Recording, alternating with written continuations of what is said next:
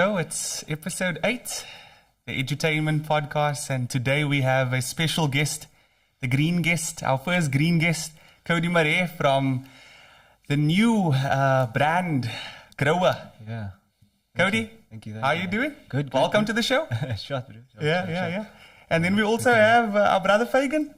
In the studio, straight from training as per usual. I did shower. That's the only reason. That's one of the main reasons I play at the club.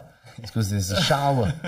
Very important to keep it that way. But yeah, good to be back. Best platform in the world to be on right now. Yes. Open our minds. Free platform. Edutainment. I would like to think I'm the tainment part. Am I the edu? Yeah.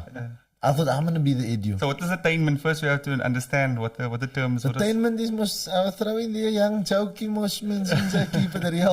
I bring out the colored in chat, you know. Lost it in his years traveling the globe. That's turby colored vibes. Yeah, you told me say, when this man come, my colored come out. So brother Codi, welcome to the show. Your first time on a platform like this? Yeah, it's the first time actually on a podcast. Okay. How does it feel? Podcast. Yeah, it's good. It's lekker. Yeah, you're looking good with the headset on there, the mic. You look ready to go. Yeah, no, it's fitting, nice and tight. Yeah. So Mr. Codi, tell us, Mr. Marais at least, tell us about your brand, Grower. So yeah, like you just said, I just did a recent brand change because I do believe that our purpose and our vision changes as we do go along in life. Yes. And to begin with, our brand was Here We Grow, and I found it a bit too wordy, man. Mm-hmm. So we abbreviated to HWG, and then people just got that wrong all the time, HWG, and it was just so like a rap band, like NWA. NWA. It's a tongue twister. So yeah, so I was like, nah, let's keep it simple. And as we evolved, we started to. So initially, it was first our vision was based on helping the community. So with regards to sharing our knowledge in the permaculture institute, sustainability, growing your own food, just bridging the gap between education and food growing itself. So just doing a little bit of workshops here and there, and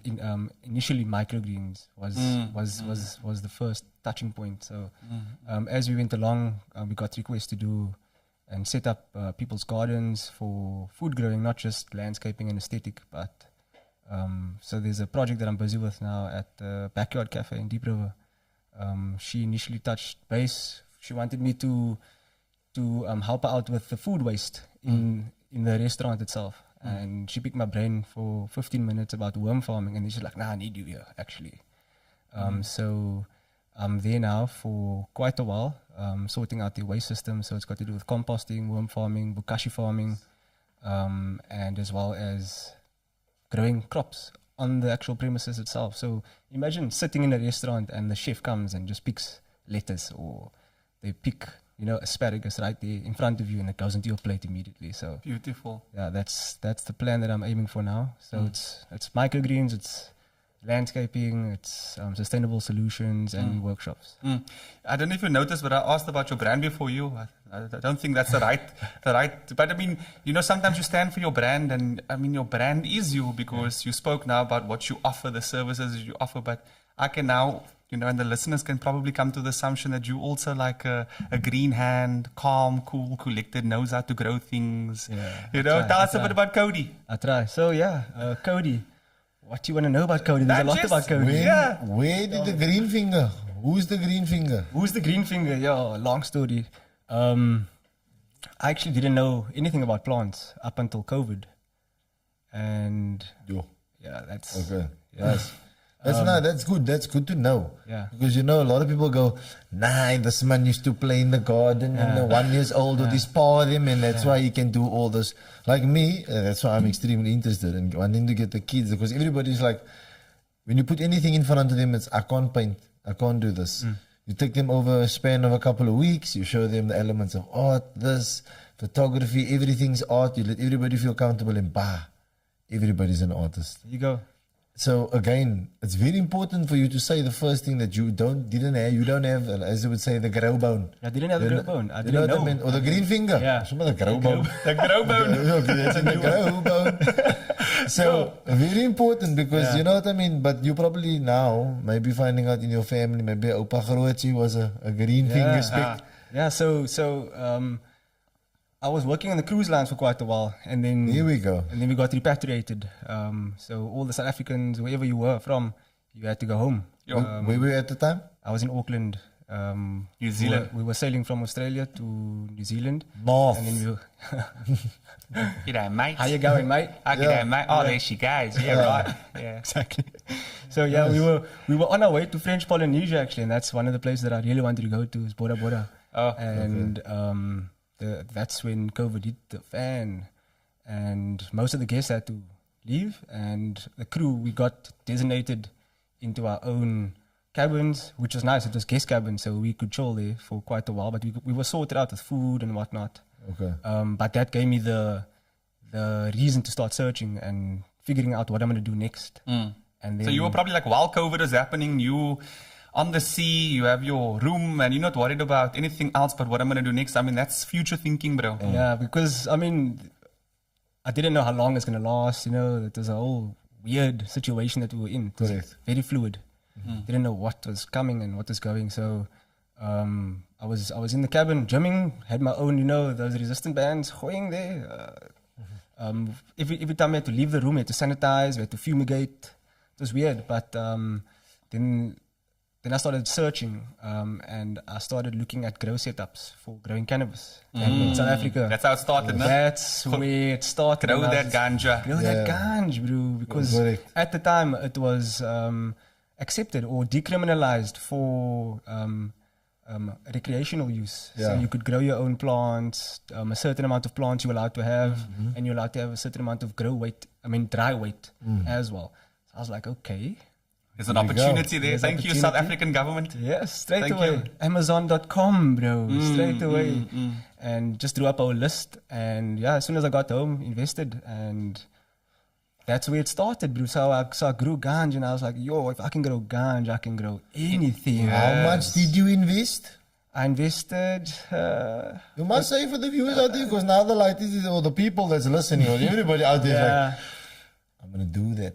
I'm going to do that. Because again, this is called the edutainment, because you need to educate the people about, it's not just I'm gonna grow. Because a lot of people go, you know, the older guys, my pa gave he said, 3 days in the yard. I come to the tree, I said, no man, pa, this is a male here, man, this is a little leaves. Cross-pollinating the whole area. No, man. So again, he's not educated. So he, in his mind, is like, nah, you got a tree here, and nah, you can take this, you can sell it, or they can sell it and smoke it. I can make money from this. There's no, I'm like, yeah, brother. Yeah. If you really want to, and Pa's got a big piece of land there. I can even show him where he is in another park. I didn't have a park, eh? You know what I mean? They're not searching there, but Pa. So again, it's very important to have this knowledge, you know. So what? We'll just give a round total. It was about 20,000. Okay. Yeah. Yeah, there we go. For the indoor grow tent, it was a 1 by 2, 2 meter by 1 meter. The lights, the pots, the soil, and the nutrients. It came to quite a bit. The nutrients were about 4.5. That was biobuzz. So you had some good bud.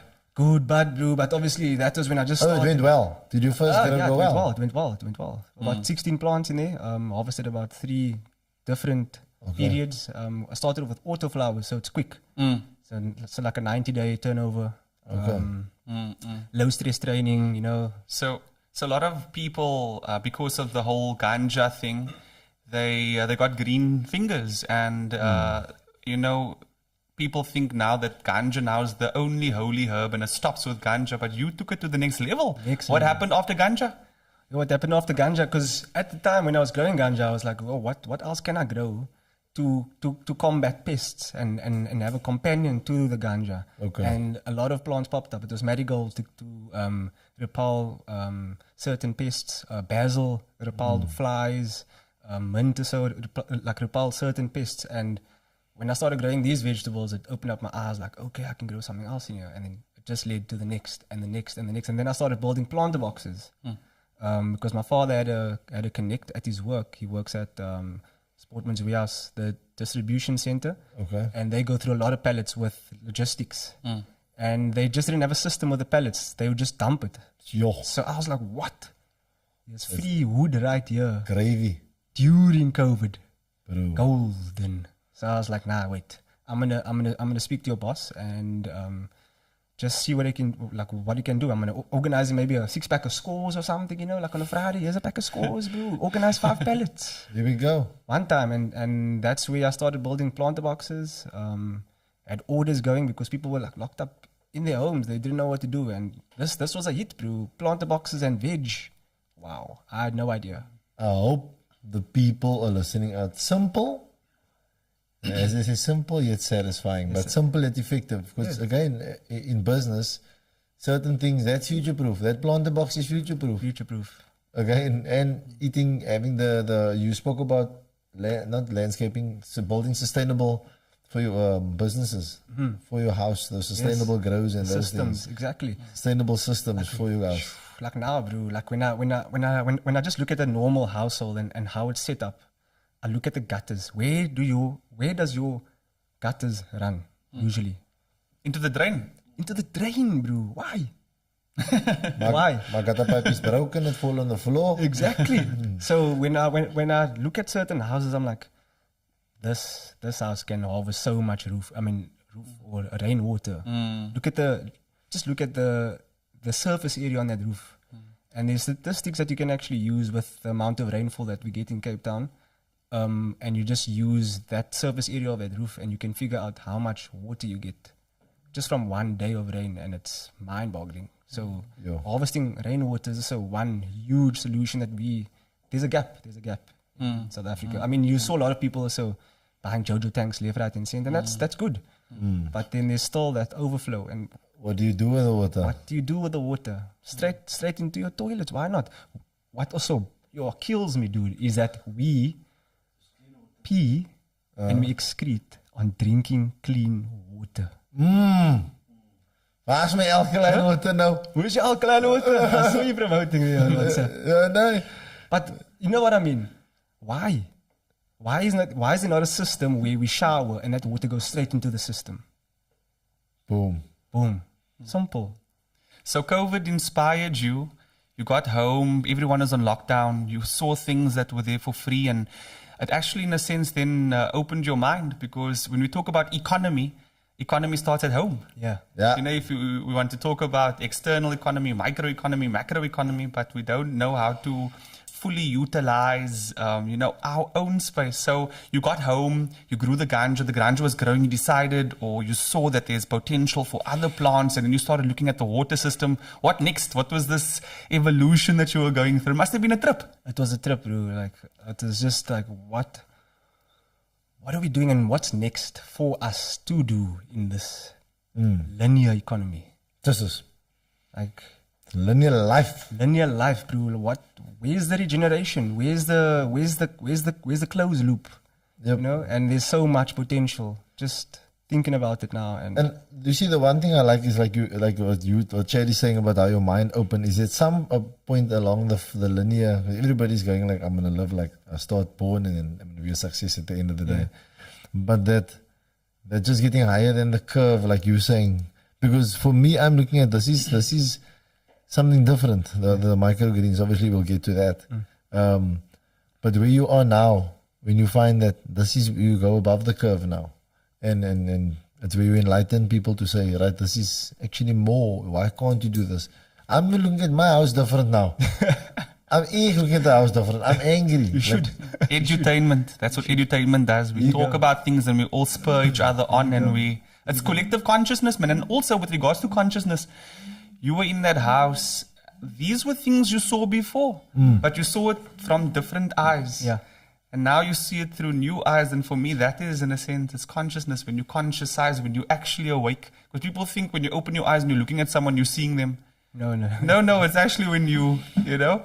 So, yeah, like... Yeah, and I won't lie, also Seed community, they also played a huge part in opening that door in terms of sustainable living and sustainable solutions. So where did seed come in? Because you did the ganja, then you were opened up to growing other things. Yeah, and give then us keep that journey going. Yeah, so I was from the planter box journey. Then my girlfriend's mother actually sent me a post saying that they're looking for students to apply at Seed Community, and that's when I applied. And it was a 11-week course. The first 4 weeks is theory and practical, and Imran Samuels, legend. Shout out to Imran Samuels, you are a legend, bruh. Yes, absolute legend. Gorilla House. And yeah, with his library of knowledge, he just shared and just opened up our eyes. It felt like we were on mushrooms in that class. Like, you know, there's mushrooms there. Look at Nandel's t-shirt, bro. Organize something there, bro. Yo, Nandel, can you put the camera on your t-shirt just to show the audience your t-shirt, man? Yo, it's looking colorful and nice. A cup of tea with that shrooms in there. Turn that screen, bro. Check out that t-shirt, I say. Mashi, shroomy.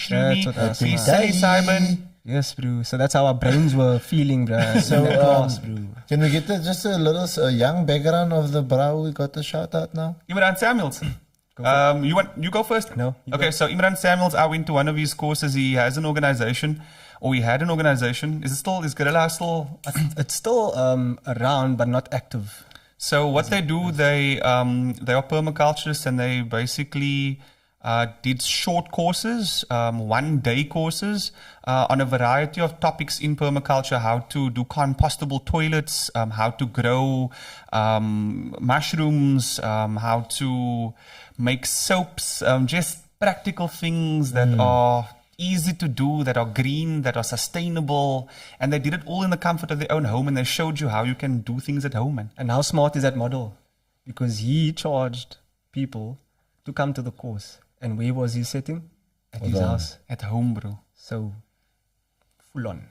It was good. So Imran also, why is a legend as well? He sold me like a plant as well, because we went for a cannabis workshop. I actually took the guy that does that Dr. Falafel. I had Dr. Falafel restaurant, and Phil, who started Dr. Falafel with me. I asked Imran, Phil works with me with me, and I said, look, if I buy a ticket, could he maybe come on a scholarship, man? You know what I mean? Just for value for him, because he wouldn't have been able to afford. So can I bring him with? And Imran was like, yeah, sure, bring him with. And then the drops, they obviously did the extraction of the THC, and they were passing it around. And everyone, like he said, you can have a drop, because it's like high in THC. Phil didn't have a drop. Phil misunderstood. The English wasn't strong. Phil had like 7 drops. Yo. Phil told me, on that Monday. Fill him up. No, Phil said he was high for like 3 days. Yeah, Phil said it was the most. He couldn't even tell me about that story. I said, nah, Phil, you can't have 10 drops. You must listen, bro. That's why you must pay attention. Yeah, no. Other level specs. And then Imran also, he gave me a plant at the workshop, and I put that plant into the ground. It's the first plant I've ever grown. Dude, that plant grew over my wall. I probably got like 1,000 grams off it, right? And it was the most sweetest smelling plant in the world. Like it lit up my life. No pun intended. That plant was so good, that was the last ganja I smoked. No, really, like since then I was like, I'm done smoking ganja. It was like it did its job. Wow. So Imran, you're a legend, bruh. Yeah, shout out. Yeah, shout out. What's your experience been? No, of Gorilla House and like I said, he was the facilitator. He was the lead facilitator during the Seed 11-week course, and he taught us so much with regards to self-development. Yeah. And with nature itself, the principles that he broke down, and just the resources that he had, and the knowledge, practical, just. And that for me it becomes important for me with why this. I want what's them to be taught life science in that plant and growing things in the particular way where you understand it's actually part of growing. It's very therapeutic, if I can say that. No, truly. You know what I mean? Going all the time. I also had a grow time, and it was good. You know what I mean? Going there, making sure the garden, everything is all right. Because keeping your hand on it, it's a you know what I mean? It's tedious. It is. but it's also therapeutic because it creates routine, and routine's the best teacher in the world. I was just going to say that. Nothing beats routine. So that's what it develops, because the plant goes through the routine, just like we go through routine. And teaches a lot of patience as well. Lots of patience. Tell us about the growing process from the start, from inception. Like, I'm going to plant the seed, I'm going to get the seed, I'm going to plant the seed. Tell us the journey, man. Like, and not just the physical journey from, okay, I'm going to select the seed is a hybrid, blah, all the way through to when I harvest or when it's grown. Give us like the whole journey, the emotional journey. Like, maybe one of the plants that you grew that was like, that's a story. Tell us a story, bro, from seed and planting it all the way through to harvest. Is this like any seed or any story, microgreens? A microgreen, whatever, but just like to give people the full experience of the journey. Yeah, so for me it was the ganj, because it takes a while to harvest and a lot of nurturing in between that as well. So I invested about, say, $500 at Bolton and Buds, and they sell some proper genetics, imported genetics. And this was an amnesia haze that I always wanted to get my hands on. It was my very first time as growing and getting my hands in the soil.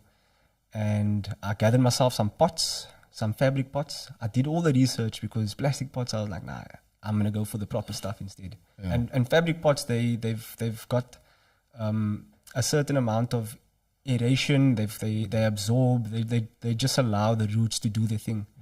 And I invested in this amnesia haze, and from starting it, it's a process of putting it in the cotton, watching it germinate, checking every day to see how's the baby doing, see if it's got a tail now. 2 days later, okay, here we go, and then I would move it to its little baby bed, I would call it, but it's a little cup before the fabric pots, and from that point, it's basically just nurturing that seed itself and checking every day to see if it's got enough water.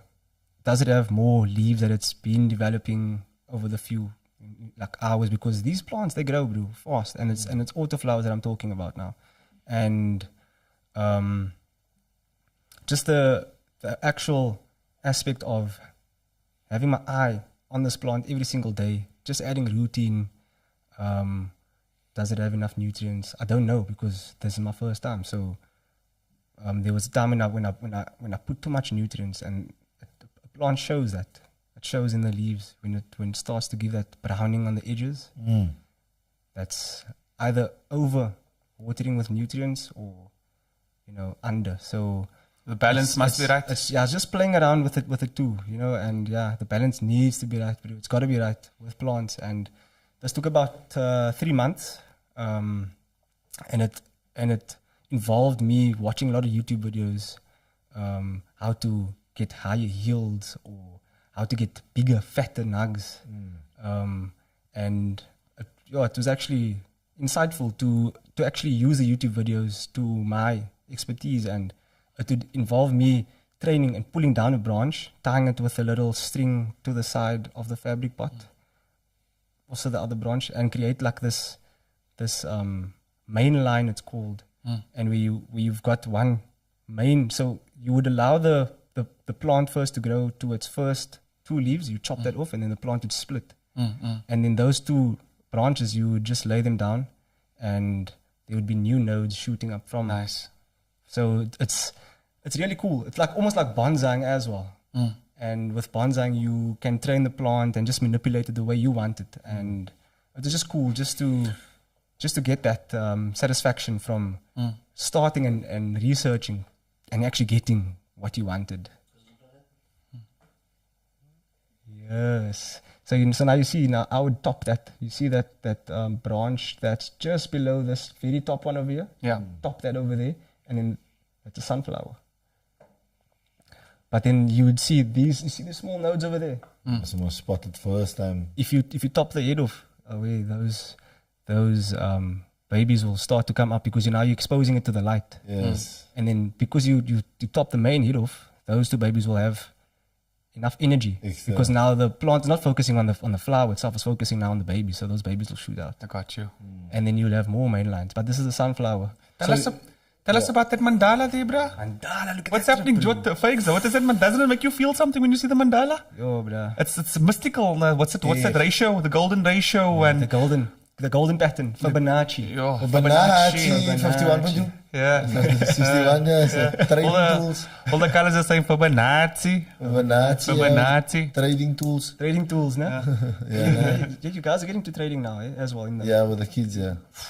They're loving it. Huge. Even so again, just I was standing outside listening because the friend of mine who does trading, so he's started his own trading academy.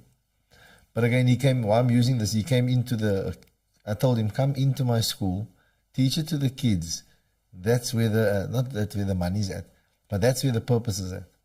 I was speaking to you about it also, because just now on your journey, like that becomes what's next.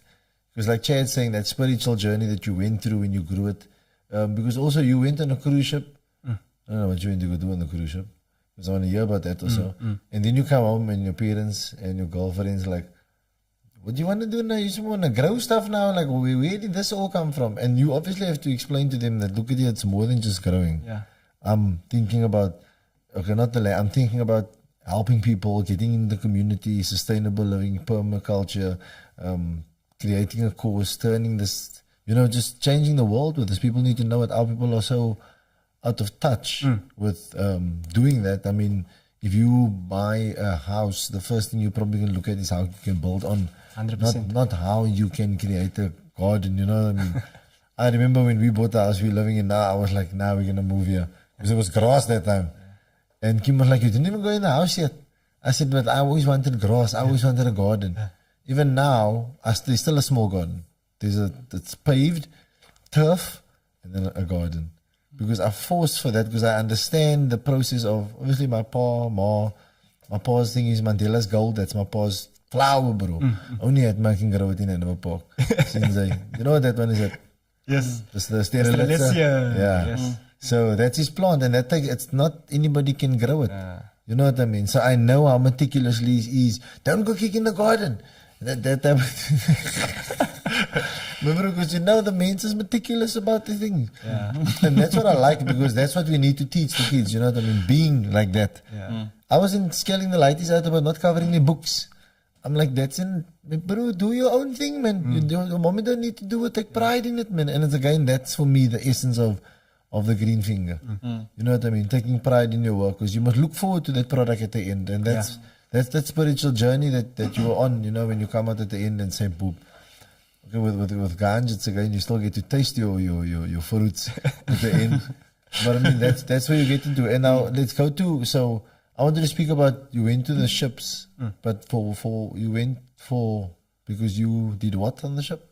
So this is 2013 or 2014. I dropped out of university. I was studying Bachelor of Business Administration.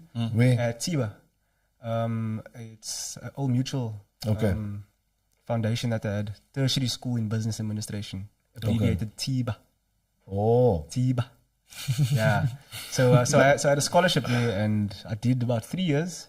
I was like, nah, this is not for me, man. Like, it's boring. It's just not my thing. Yeah. But looking back now, I've got that business knowledge. Potent. But it's all starting to come out now through your passion. Through the passion. It just comes through the cracks. Anyways, and I was just bored, and then I just like, I'm going to spat at this country, bro. So I applied at a sales associate job working for Louis Vuitton and Marais Hennessy Group to become a sales associate on cruise lines. That's in the duty-free shops. Okay. And I started off as a normal boychi, selling apparel and magnets, and then I worked my way up. Liquor specialist, and then diamonds and watches specialist was the pinnacle. Diamonds? Potent, and watches. Build me a house with a view of the ocean, cause a diamond is a girl's best friend.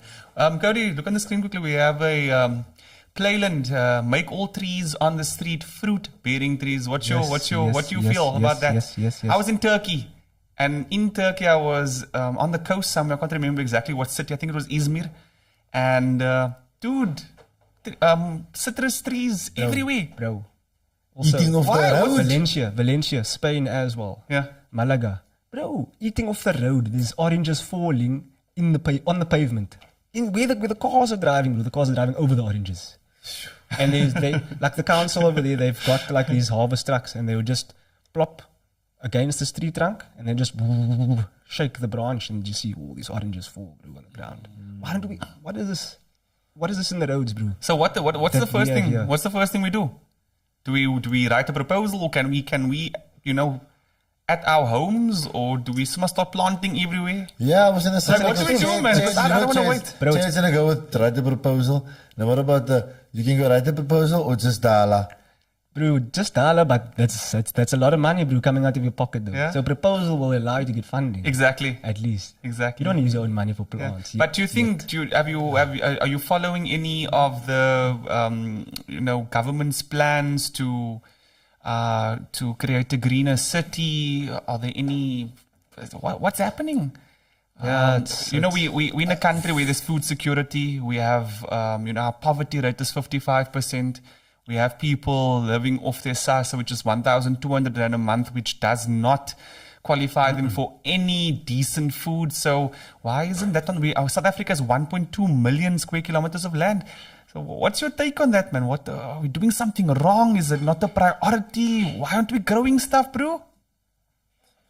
Yeah, that's actually a good question, bro, because I battle with that answer as well, and it's difficult to have the answers if you don't know what's happening behind the scenes, bro. I would love to know.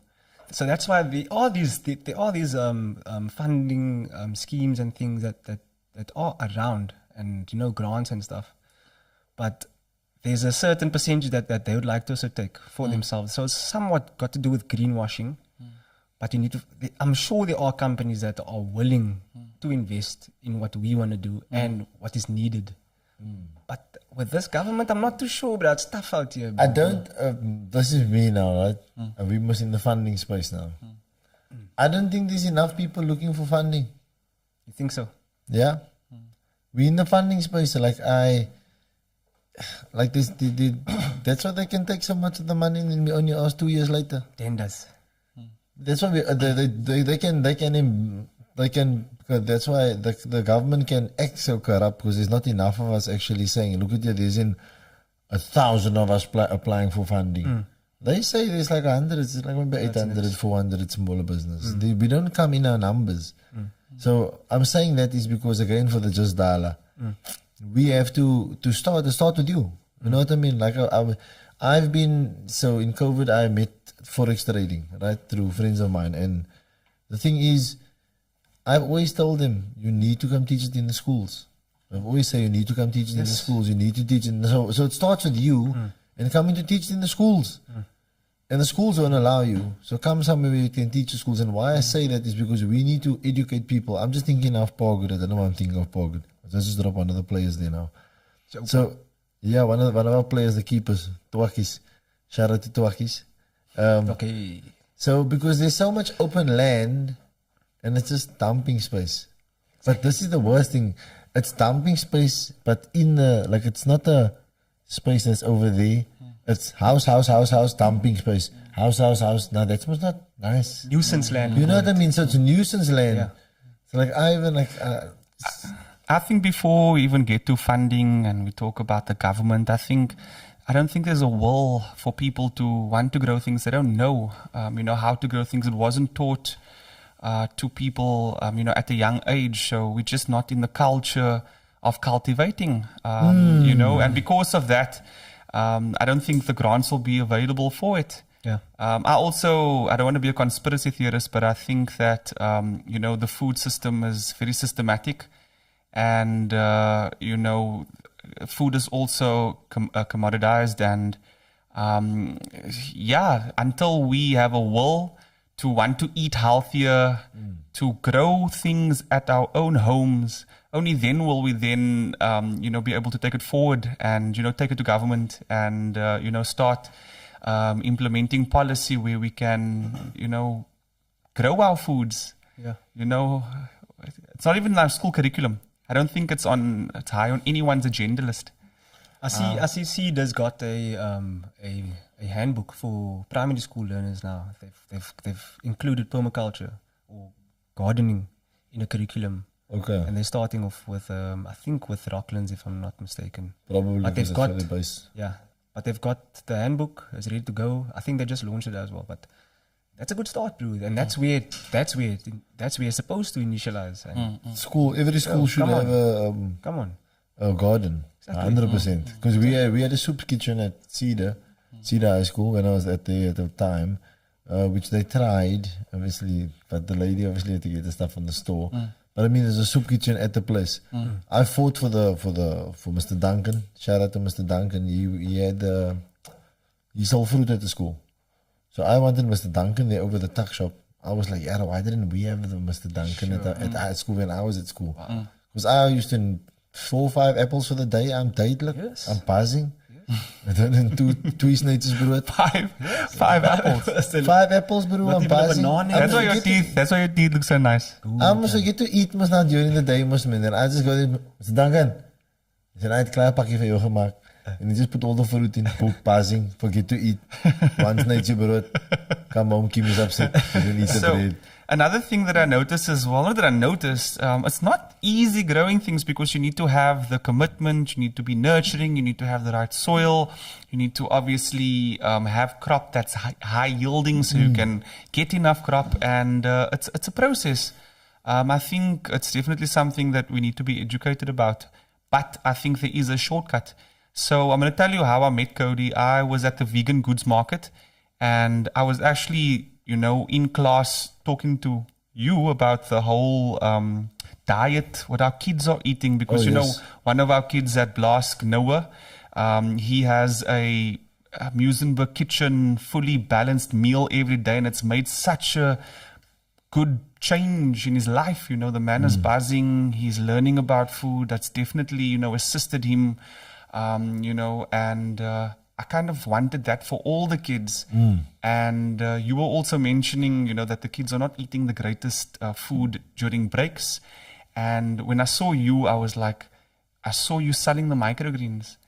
And they looked it looked basic. And it looked like something that a kid could also understand and conceptualize. And it looked high yield. And it wasn't in the ground. It was like in trays. And it was mobile. And I also did research about microgreens before, and they're very, very high in nutrients, and they grow every couple of days. So microgreens for me kind of was it. And that's in a sense how myself and Codi met. Tell us more about the beautiful, beautiful God-given microgreen. But did I tell you about how we actually met? No. But so at the vegan goods market, I had a store, and I was selling to this lady. She was quite interested, and she was telling me about like a yoga space that she's got in Dadno. She's really interested in having me there, so set up a workshop and involve and like involve the microgreens in their space. And then as I'm speaking to her, I just feel this man or this presence behind her, and this guy's got his shades on, dreadlocks, and it's this dark shades, bro. I can't see his eyes, but I just feel his presence. But I'm trying not to break focus with this lady, bro, because this might be a potential sale, or a connect. Correct. And this brother just standing here, bro, and I'm like, yo, what's clapping? Is he looking at the menu behind me with the other food stores, or is he just? It felt like he's eating my soul, bro. Like he's looking deep, bro. Like he's deep. Sound like Satan. So I ended up that sale. I finished that off, and Chad came to me. He's like, bruh, I know that you're quite busy, but I've got a pitch for you. And he just, how Chad speaks, bro, just goes, and bro, wider and wider, bro. And whoa, and I'm just. You also get excited as he's getting exactly, bro. I'm just going into him, bro. I just feel like I'm merging into this, bro. And whatever he's saying, it's resonating. Yeah. With what I want also, and he's just ticking all the boxes, and I'm like, bro, where were you all my life, bro? and then the next day he's like, nah, come meet me at Musenberg. Just want to have a quick meeting with you, not 15 minutes, and then that just lifted off. He was like, bro, I would love to have microgreens in the space. How much do you need, or what do you need, like, to set up? And I was like, in terms of materials, and then Chad's like, no, numbers. How much you need? So I said, about 5. He said, wait, I'm gonna send you 10 grand now.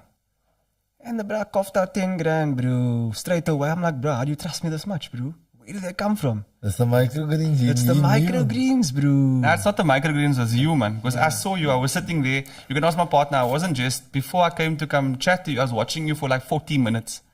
Like my things I maybe seem a bit irrational, but it's like very calculated. And sure. so far, so good. Yes, Whatever, like, and also, I'm not investing in your product. I invest in the person. Yeah. Your product is a manifestation of you. Your product is like maybe your hair. Yeah. It's like you have a like a hairstyle, but it's still you that I gran. Yeah. So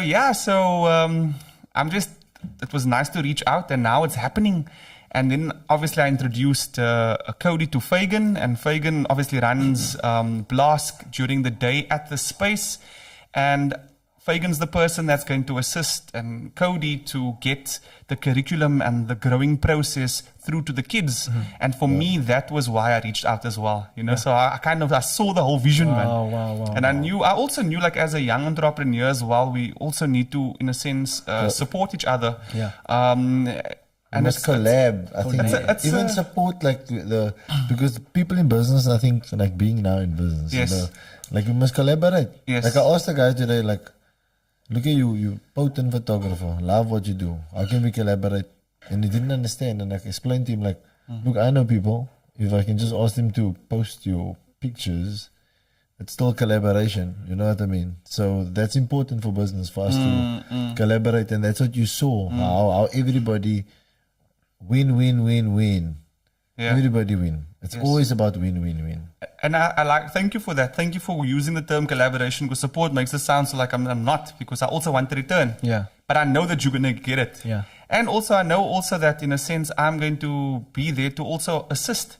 So it's like, it's nice when you can see something coming to fruition that you're going to, in a sense, be there for someone. And also you have to take that leap of faith. Yeah. You have to, especially if it's something, because for my criteria was competent bruh at a market. I saw him sell something. I saw his product. He came to my space after listening to my pitch. Super humble.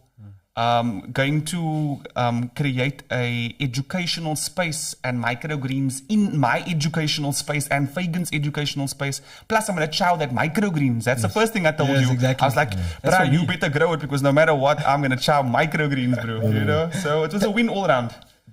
Definitely. I've seen someone here. Is it Liam?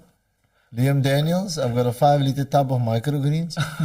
Can you please explain microgreens? Give us the gist. Why is it 101. Microgreens for dummies. Okay, cool. And why is it kwai? Okay, cool. So there's a slight difference. I've noticed that when I speak about microgreens, people have the image of sprouts. Now, sprouts is basically a seed that is grown entirely in water or in a jar. And you can eat that entire plant, roots and all, with the little stem that comes out, the taproot and the little stem. But microgreens, you grow in either soil or hydroponic water, or even rock wool mat or hemp fiber mat. And you cut it after the 2 catalydon leaves are exposed, which is the very first 2 leaves, and then the true leaf, which is the 3rd leaf that comes out. The true leaf basically shows what type of plant it is, what type of species it is. Okay. And so with microgreens, you chop it at the root, at the stem, but sprouts you eat the entire, from root to the little stem itself, and you can grow it in jars. Sprouts take maybe 3 to 5 days to grow, like mung beans. Yeah. Azuki beans, broccoli can also be sprouted, but microgreens, they grown in soil, and you cut it at the stem. So it's 2 different seeds. It's all the same. It's all the same. So that same microgreen seed you can grow into a full broccoli. Yeah, but now I'm saying if I plant a microgreen and I take it out and I eat it then I'm eating a sprout. That's the microgreen shoot. Then I'm eating the microgreen shoot. So what I'm asking, it's 2 different seeds: the sprout and the microgreens. It's 2 different forms of growing. Okay. But the same seed, because I can grow a mung bean in the sprouting jar, and I can grow a mung bean in soil. Okay. And cut the micro. cut at the stem itself. Okay, I see it. But with mung beans, it's more susceptible to mold and salmonella disease and so forth. So with sprouts, you just need to clean it all the time. With regards to like every day, you just need to rinse it out, let the water drain out again. Maybe gooi some hydrogen peroxide because that kills the mold, or even cinnamon, and drain that water out again. So on a daily basis. But with microgreens, it's just it's like literally nurturing a plant in soil. Water every day by the roots, or whatever system you're using, whether it may be hydroponic, where the water is flowing underneath and draining. So what makes microgreens and sprouting better, easier, more efficient than the conventional growing? Because people think when you grow, you need to put the seed in. And what's nice about microgreens is that it's got a 7 to 14 day on average turnover. Some seeds like coriander takes 22 days to harvest.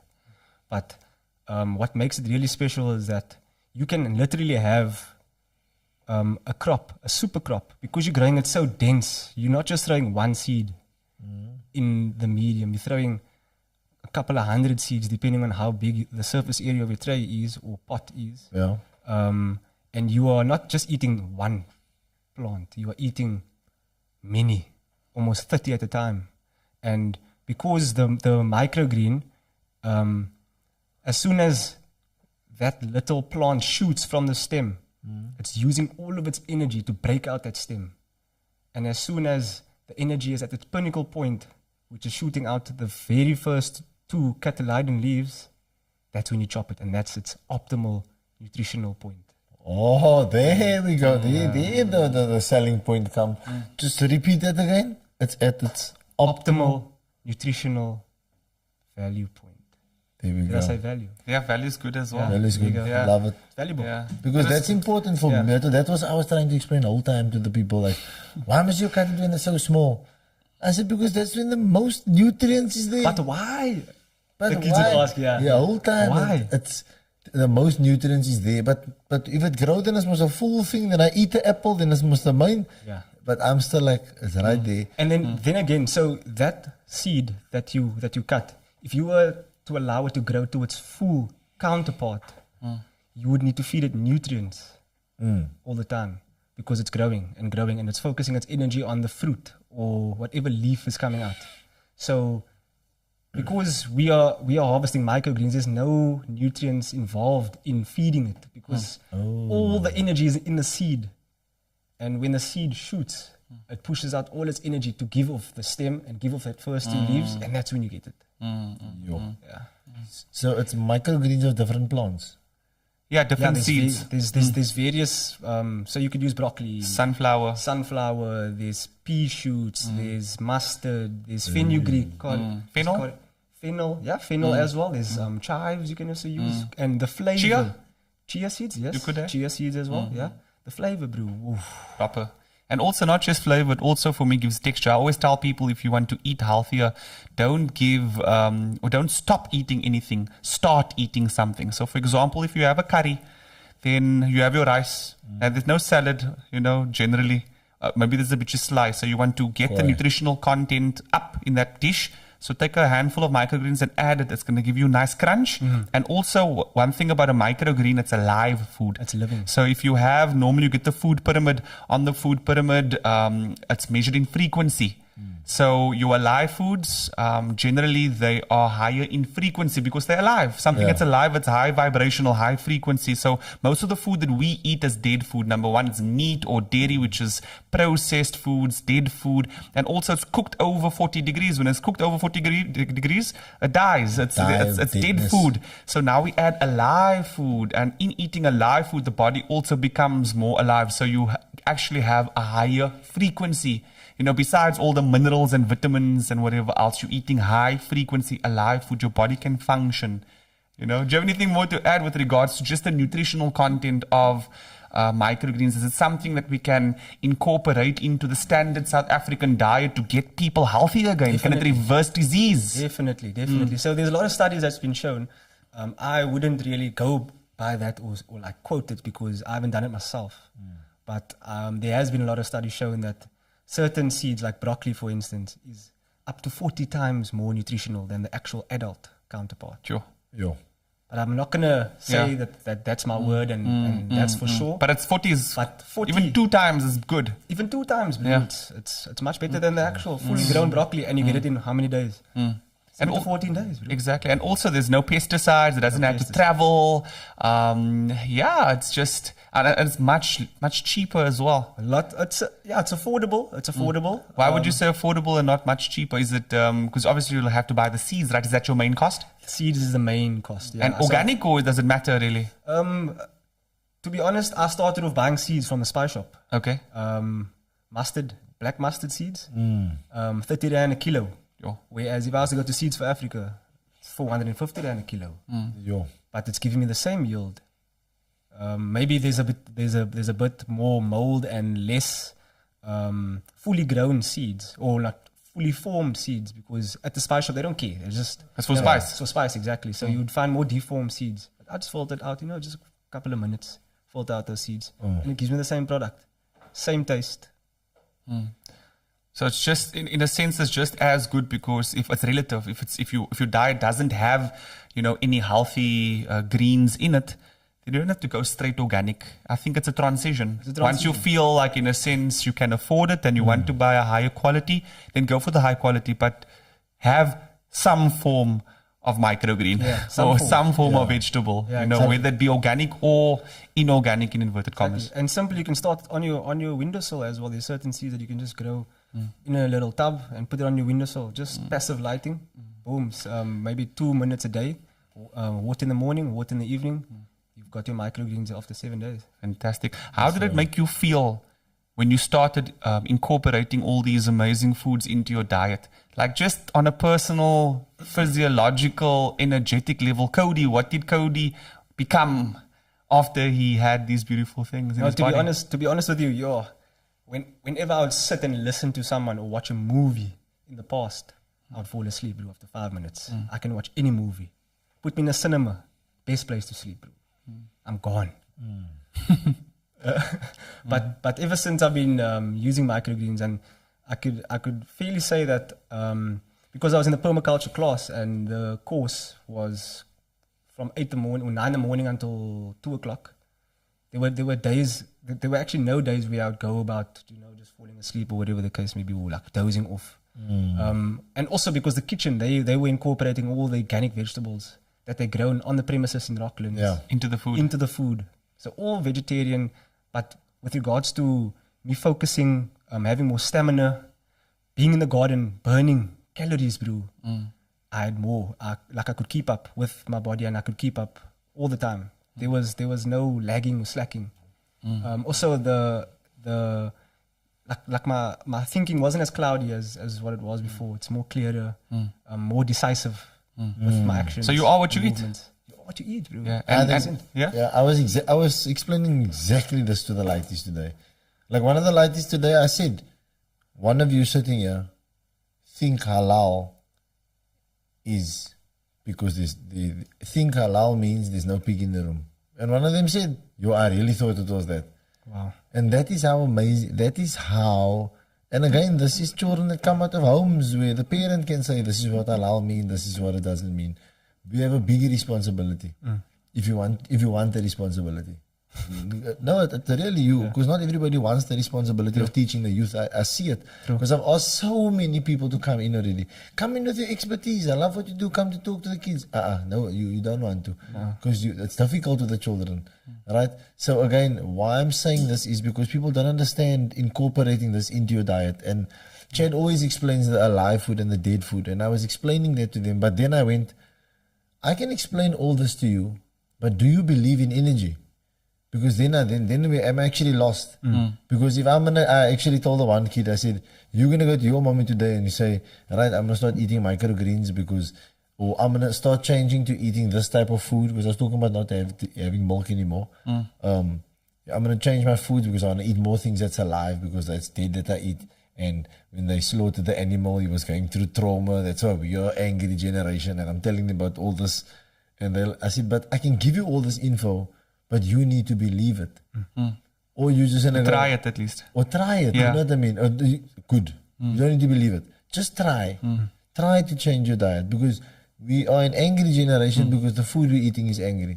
You know what I mean? So very important. Like for me, I'm still going. You know what I mean? I'm playing. What is the second division? I'm 36. I'm gonna double some of the boys' age in the team. And you're going millies. I'm going, bro. I'm going. On last night we played a game, so I played with the under 19s. I'm going, bro. We on the back foot. I'm defending on the, but I'm looking at my now. The worst thing is, I look at these boys and I tell some of them, how can you train the same like me? You know what I mean? How can you? I train 3 So times much a week, younger. and you train 3 times a week. Do you know what I used to do at your age? But I'm not that guy that come in and tell you what I did at this age. And you, some of them I do, but I'm not. My thing is like their whole diet is wrong, because that is why I'm keeping up with them. Because if you're not putting in any extra work, then what you're eating is wrong. And I'm still gonna put in some microgreens. It's like Cristiano. I'm serious. Yeah. Like if I'm gonna put in some microgreens, how far is that gonna take me? No, for Because sure. now 100%. my generation is looking at me like, you know, when I get in my brass, they're like, nah, Mala, you mad? Why are you still playing me, bro? Bro, oh, look at you, look now. Why you, bro? Leave this, stop playing. But I'm like, there's a purpose to this. I'm not playing to prove to myself that I can still play. There's a bigger purpose to this. You're also showing that if you eat healthier, that you can play longer. Look at Cristiano Ronaldo versus Wayne Rooney. Wayne Rooney looks like he's in his 50s, and you can see clearly. I don't think he can play football anymore. And then look at Ronaldo. Ronaldo's ripped, and he defies what Diet. the conventional 38-year-old is. You know why? It's diet. It's lifestyle, it's energy, it's mentality. It's all different versions of energy. Having a good mentality, I mean, you have a good mentality besides your diet is improving, and it's definitely going to improve your game. But you also have mentality. You also try things. You practice what you preach, because you also have kids that you're teaching. Correct. So you can't tell them to try things if you're not. So I'm sure, I mean, Fagan, whatever I tell him, he tries. You know, because we really do care about each other. It's not like I'm trying to foretell you. And that's you know the what thing, I mean? yeah. We care. Like, bruh, try this. It's good for you. You know why? Because then you'll be more Fagan. I mean, you, through the microgreens, it wasn't like you were a new person. You were just a better version of Codi. Why? Because you were high vibrational Codi. Because you put in something that serves your body, that makes you the better, more high vibration of you. And it's a real thing. People think energy is a pseudoscience. It's a real thing, eh? Actually, in the yogic term, we call it prana. And prana is basically the life force that flows through each and every living being or organism. Yeah, so even a plant has prana.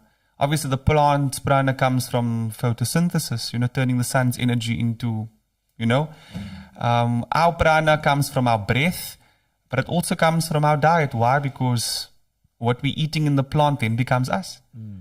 So we need to also learn to diversify and have a wide range of things. Even when it comes to mentality, if you think the same thing every day, you're not going to grow.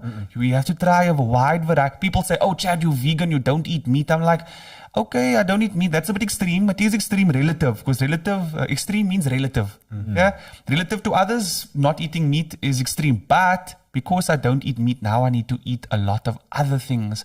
I have nuts and grains and seeds and goji berries and this and leaves, and I have a rich diet. And because of that, my body does function. But they say you're clever. I'm not clever. Some days you're clever, some days you're not. Why? Because on the days that you're clever, normally it's because maybe you're higher vibrational. So energy is a real thing, and microgreens for me is the quickest, easiest, most inexpensive way to get that content into the body. Yeah, because you again we speak about energy, and you are what you eat a lot to the kids. Obviously, when I think when I started now in Muizenberg, it was they came with the monsters.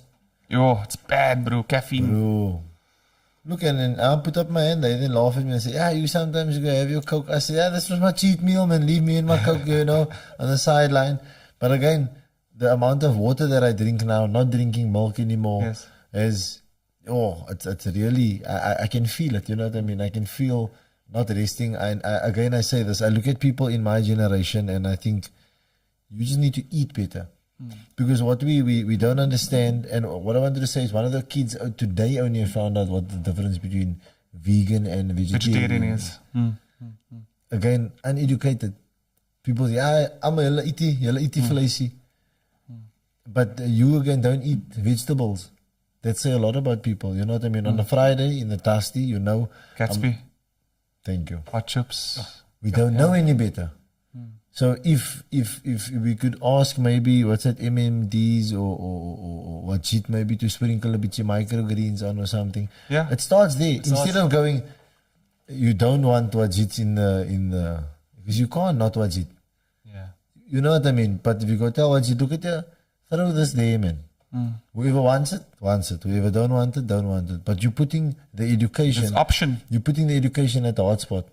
It's like asking McDonald's if you can pop up a sign about microgreens at them. They're definitely going to say no. Yeah. They're not going to promote that. So we must think of ways and means to get We have to this make it out commercial. there. Correct. You know it has to be made commercial. Disrupt. So, and also earlier on we said, you can't tell a human being to stop something. We're not telling you to stop eating meat. We're not telling you to stop, start eating vegetables and replace it with something. There's no loss. All we're saying, or all I'm saying, is let's try to add something. And just remember as well that it sounds like I'm talking to the listeners directly, but maybe I am. I'm speaking into your soul. So just remember that also the tongue or food is not there to just satisfy the tongue. Food is also there. It's supposed to be there to nourish the body so you can live a high quality of life. So, we need to also learn how to trick the tongue. It does not have to just be oil and sugar and salt, because that's the three things that we think is the only thing that satisfies the tongue. There are hundreds of spices. There are hundreds of textures. There's hundreds of ways to cook food where you can, where it can taste a specific way.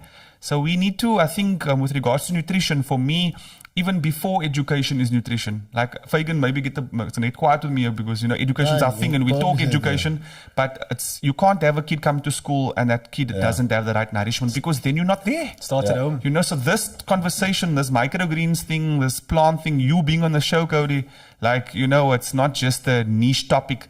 This is a real thing. Myself and Nandel spoke about, who we want to get on the show and what we want to inspire. And this is actually a real thing. This is what's going to help our people, because we started this, Edutainment Podcast, even with Nandel. Nandel, when I said Cape Conscious Media, looked at me, hey, is this a hippie? What hippie vibes is this? But when I explained and I could see, with regards to what he wanted to do in his vision, we need to become more conscious. It's not like we want to be something high. It's that we just want to open our eyes and see things for what they really is, because we can't make that excuse to say we don't know and we're blind and and that's how we used to do it and that's our culture and that's how mommy taught me. No. We need to evolve. Exactly. Yep. There's the word. Yeah, that was our motto for 2021. What are we now? 2022. Yeah. 2021 was train your ear. 2022 was evolve or die. Because it goes with faith without works is dead. Simple. So if we don't activate this knowledge, it will never happen. And again, how simple can we make it? So my question to you is, how simple can we make it? How do we evolve without dying? How much do I need minimum to get started? Even the Windows survive. A great start. Not just a great start. Like buy a seed, do this. Even the Windows survive. So if you're going you need to go to the shop. Just buy you a tray. This tray, it's so much. Boop, boop, boop, boop. Just a starter kit. You starter pack. Here we go. Starter pack, or you can even use if you've got Tupperwares at home that you don't use. Or that bread blikkies. I'm going to teach you something now about the Edutainment Podcast. There's never ever say Tupperware that you're not using. Everybody's using the Tupperware. That's community, bro. Everyone, all aunties are like, nah, bro. That's right. You come from fairways. These are fairways, like it. Ja, ik gaat moeten doen. It's a fairways, like it. A plastic tub. There we go. If you're not using any plastic tubs, Yeah. Drill holes in there. If it's shallow, and you've got the lid for it, use the lid as the drip tray. Okay. And then what you do is you drill holes in the plastic tray, the plastic bowl. Yes. As long as it's shallow, because the roots don't need much space, and you're gonna use less soil now if you have a shallow tub. So drill some holes in there, and then put your cocoa peat or soil that you've got. Maybe you can buy it from the local nursery. Pack it nice and tight. Sprinkle your microgreens. If you get it from the spice shop, you can get coriander or black mustard seed. Sprinkle mustard's nice, I must say, because it grows within 7 to 10 days, and the flavor, the texture is just What can you add that to? What sort of meals would you add it to? Anything. On a sandwich? sandwich, cheese sandwich. You could add it onto a wrap. You could Pizza. add pizza. Anything. And it doesn't change the taste that much. It makes it better, right? Just makes it better. Just elevates it. And Yeah. the coriander, you get the and then by the way, to the people on the Dusties, coriander is Tanya. Tanya. Cilantro. Coriander, cilantro. Oh Cilantro. my God, there's a little bit of cilantro there.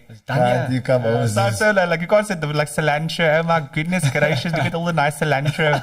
The term is Tanya. It's Danya. Wow. It's not so Danya. I've never ever seen cilantro sausage. The Tanya sausage, you know more. So again, very important that let me ask about the Danya taste.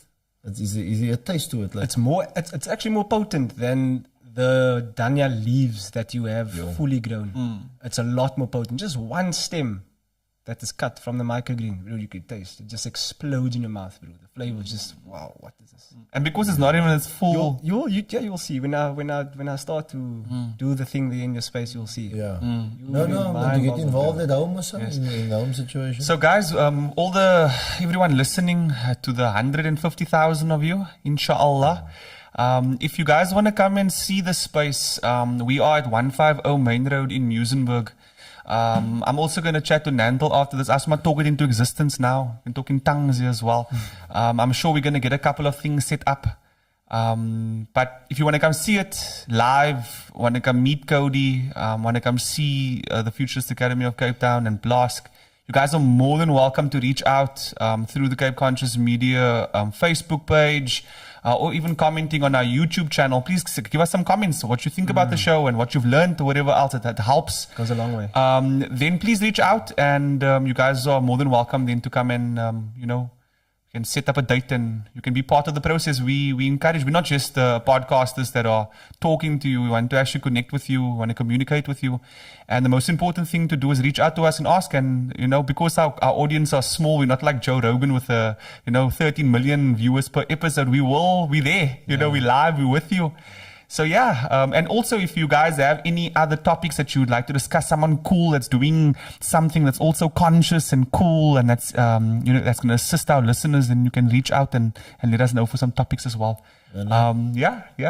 Please like and subscribe. I'm that, but I'd say that.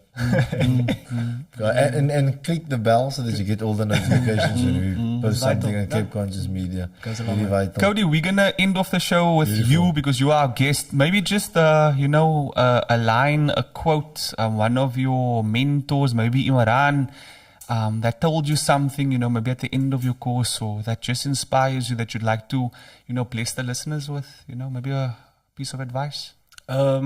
In terms of self-development, a lot of things that we look at and we try to manifest, it all starts with yourself. And if you do not start with yourself, you cannot manifest that to the next person. So if you do want a healthier and better lifestyle, check yourself, don't wreck yourself. Check yourself before you wreck yourself. That's a wrap, bro. Thank you, brother. Thanks, brother Fakes. Thanks, brothers. Edutainment Podcast, episode 8. We are out. Cheers, guys.